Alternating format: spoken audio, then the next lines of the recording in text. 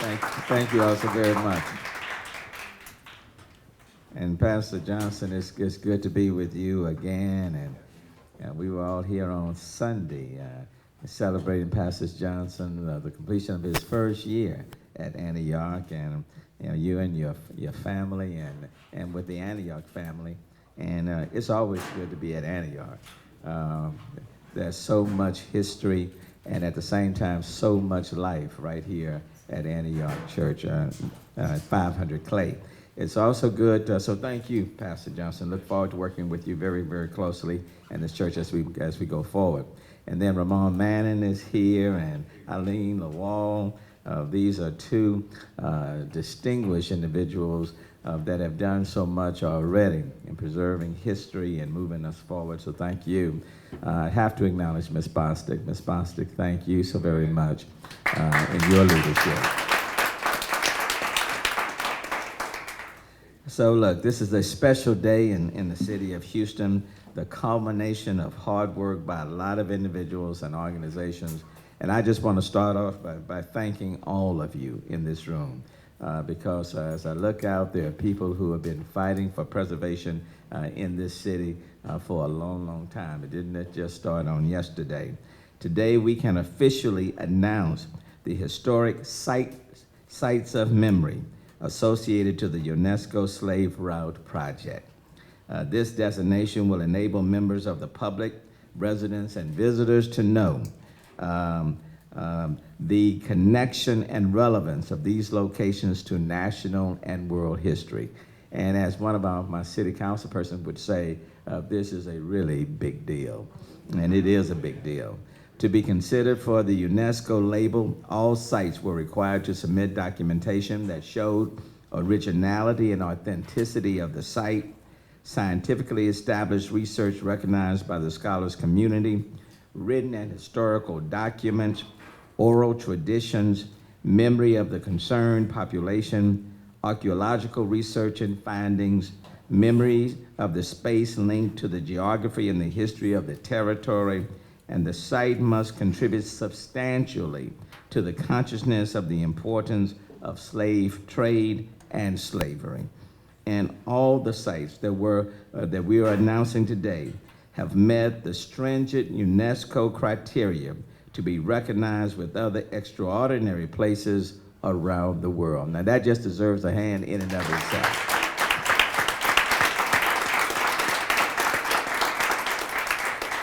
And I didn't just say to be recognized by the city of Houston or the state of Texas or the United States, but around the world.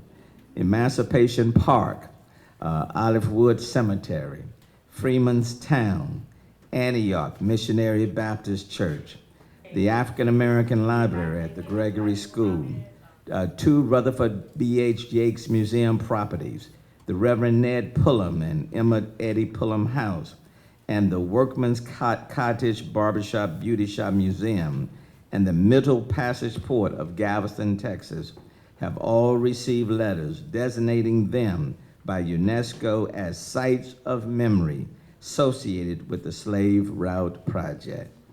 These locations are considered a registry of historically significant cultural sites that were part of the global transatlantic slave trade, the greatest forced human migration in history.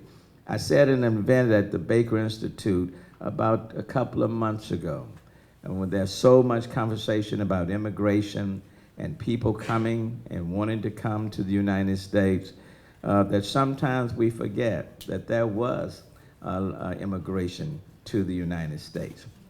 And it wasn't just people who voluntarily wanted to come, but there were people who were brought here even against their will. And so these sites are important to historians, but now the world will also learn about their significance.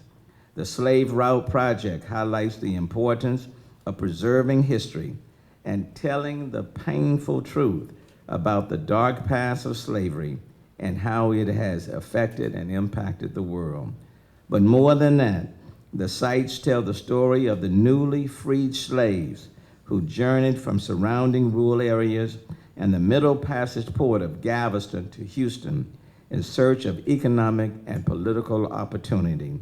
From Freedmen's Town and its historic brick laid by local masons and descendants of the formerly enslaved, to Emancipation Park to commemorate Juneteenth and the anniversary of freedom. Quite frankly, when General Granger gave his article on Juneteenth down in Galveston, initially there were many slaves who did not move at all. Number one, they heard it, but it did not register what it meant, so they did not move.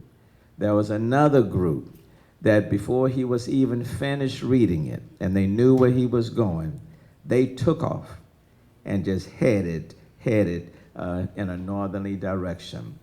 And that group came down the Gulf Freeway, and they settled right in this area. Some settled in what's been referred to as Freedmen's Town, 4th Ward. Some settled in 3rd Ward, which we refer to as the Trade. Others went over to the northeast sector, 5th Ward, which we refer to as the Nickel. And so there's a route that they took, and the designation by UNESCO of these sites bring forth not only the history, but bring back the life of the travel and the path that people took. And for those of us today, we are the descendants, the proud descendants of those slaves. As part of the designation, UNESCO and the city of Houston will embrace the opportunity to engage and encourage the public to visit the sites of memory and gain a deeper understanding of our history and our future. We owe our gratitude to the organizations who persevered to get us to this point.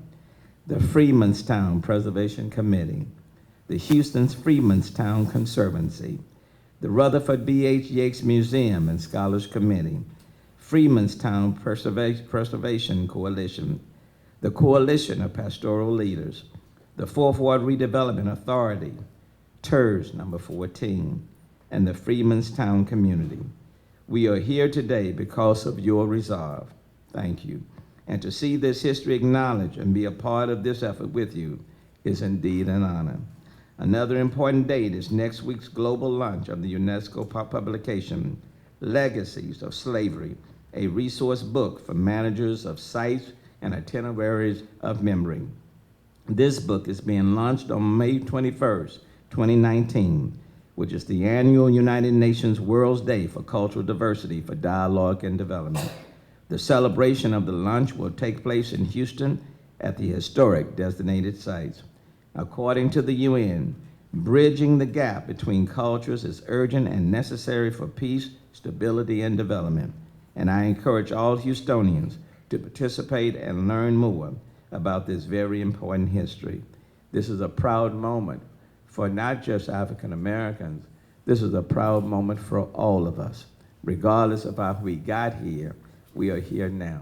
And on a personal note, as we commemorate and pay tribute to this day, it's a very proud personal moment, because from that slave trade and what we are looking at, even today, as an African American, standing as the mayor of this city, a descendant of those slaves. What a legacy, what a contribution, what history, but we are still breathing history as we live today. So thank you all for making this possible.